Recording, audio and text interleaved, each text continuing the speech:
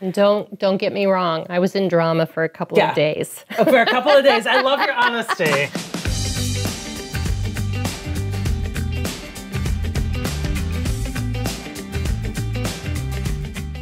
Welcome to Life's Messy, Live Happy. I'm Wakeman. I'm a drama researcher, and I'm a huge advocate of a more modern leadership philosophy called reality-based leadership.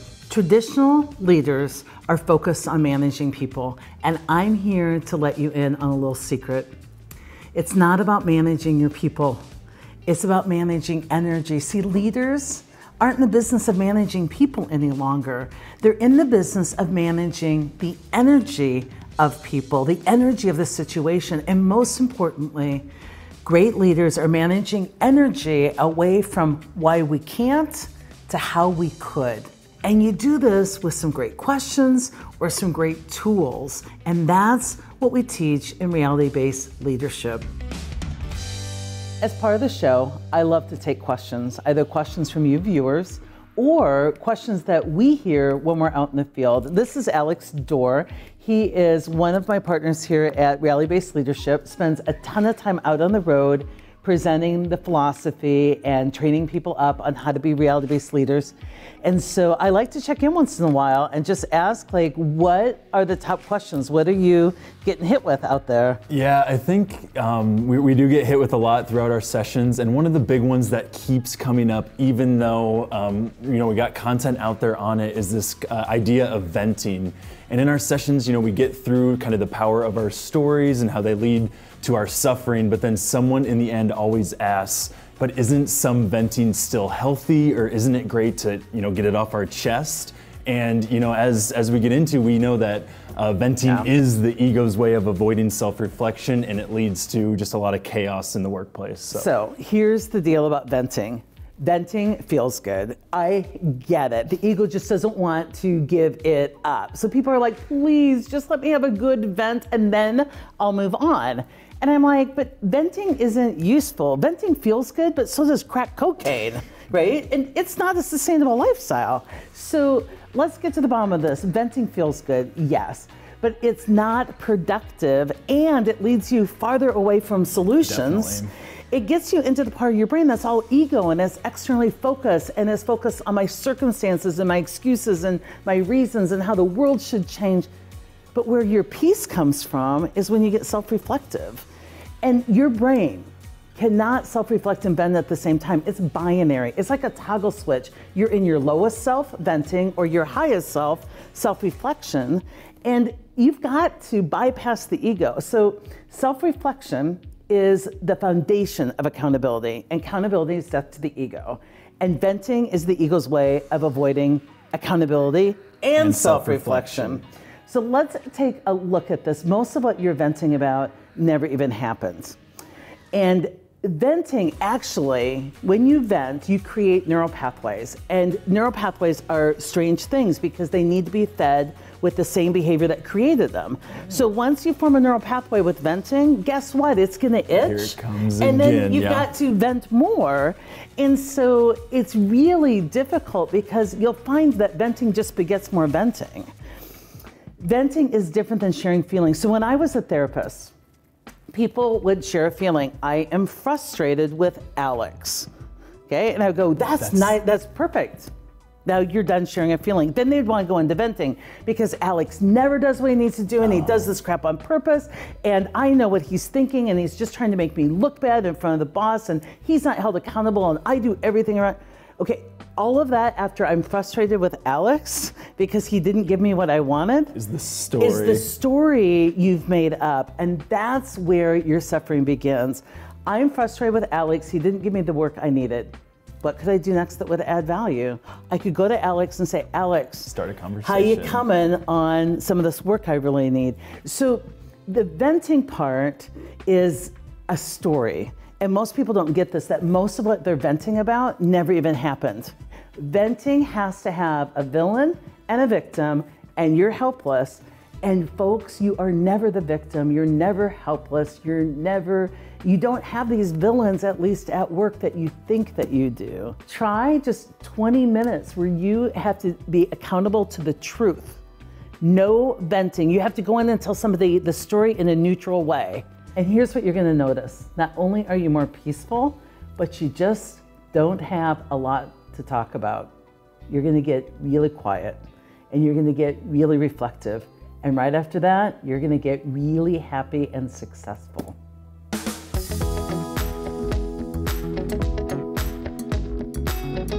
I'm so excited to have Shelley Sweethelm join me today in the Roundtable segment of this episode. And Shelley was doing amazing, big things before we ever met, and you incorporated reality-based leadership. But I get so jazzed when there are people who are taking reality-based leadership and incorporating it into their work, out into the world in big ways. And I love that you're here. Thank you for coming in. Thank you for having me. Lots of people know the philosophy and are getting introduced to the philosophy. What I want to focus on is like, how do you apply this like in your daily life? Because once you know it and you live differently, we make it look easy, but it's not that easy at times. So do you have any great stories that you can tell on yourself about how you screw this up only daily and use the philosophies to get back on track?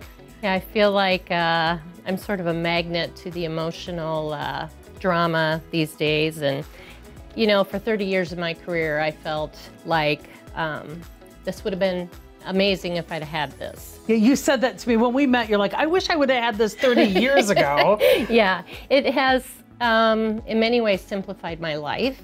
Love that. I feel like now I spend the majority of my time coaching, instead of spending it listening to stories and then trying to fix things. I love that. So do you have any good stories to tell on yourself from when you maybe weren't practicing reality-based leadership? Have you fallen into? You know, I think it's the judging piece. Okay. So for example, you know, everybody has a budget to achieve, and I've always been really accountable to my budgets in my work. And some new information came out. You know, we've all got to kind of tighten up and make this happen. And my first thought was, can't do this to me, and you know, I've always done this, and you know, it's unfair. I'm the one who's always been on budget. You should look over there at all those people. Yeah. That's how I react. So then I was meeting with my team to kind of brainstorm ideas, and I thought to myself, you know, maybe it isn't our direct accountability that we can achieve, but we influence so many things in the organization. So we actually put together a laundry list of all of the initiatives that our departments have achieved in the last year and the ones going forward that we're currently working on. We had lots of savings. So it was just a different way of approaching it. Instead of thinking it as total cost reduction, expense reduction, really thinking about how do we contribute and how do we influence this within the organization with no real direct accountability. I love it. And don't get me wrong, I was in drama for a couple of days. For a couple of days. I love your honesty. I love your honesty. I was like, no. And then, you know, you're trying to find solutions. As a leader, what helps people trust us is not that we pretend to not have this human condition.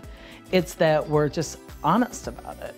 It's like, you know, the biggest thing you can do as a leader is come in and say, folks, I need to apologize. I've misled you. For 2 days, I've been with you talking negatively about this new request. Yeah. I need to stop, and I need to invite you to stop. That is so authentic to say, folks, let's really open this up and figure this out.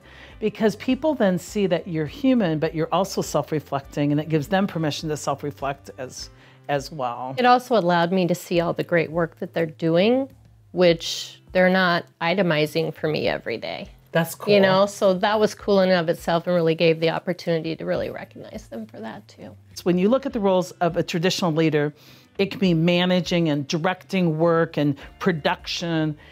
And if you really want to go to the next level, it's more about facilitation and brokering and self-reflection and influencing. Mm-hmm.